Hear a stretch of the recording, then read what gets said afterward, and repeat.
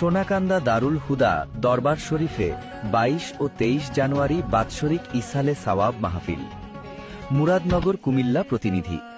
ভারতীয় উপমহাদেশে ইসলাম প্রচারের অন্যতম প্রাণকেন্দ্র ও শতাব্দী প্রাচীন ঐতিহাসিক কুমিল্লা জেলার বাংরা থানাধীন সোনাকান্দা দারুল হুদা দরবার শরীফে আগামী ২২ ও ২৩ জানুয়ারি বৃহস্পতিবার ও শুক্রবার বাৎসরিক ইসালে সাওয়াব মাহফিল জাঁকজমকভাবে অনুষ্ঠিত হবে। মাহফিলকে সফল করার লক্ষ্যে ইতোমধ্যে বিভিন্ন প্রস্তুতি কার্যক্রম জোরদার করা হয়েছে। প্যান্ডেল ও মঞ্চ নির্মাণ সহ সার্বিক ব্যবস্থাপনায় শতাধিক কমিটি কাজ করছে। পাশাপাশি আইন শৃঙ্খলা রক্ষাকারী বাহিনীর সঙ্গে একাধিক বৈঠক অনুষ্ঠিত হয়েছে।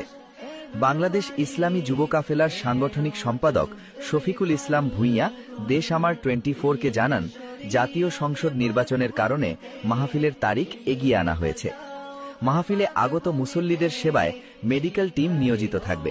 একই সঙ্গে যানজট নিরসনে প্রশাসনের পাশাপাশি শত শত স্বেচ্ছাসেবক দায়িত্ব পালন করবেন। দরবার শরীফের পুরো এলাকা সিসিটিভি ক্যামেরার আওতায় থাকবে।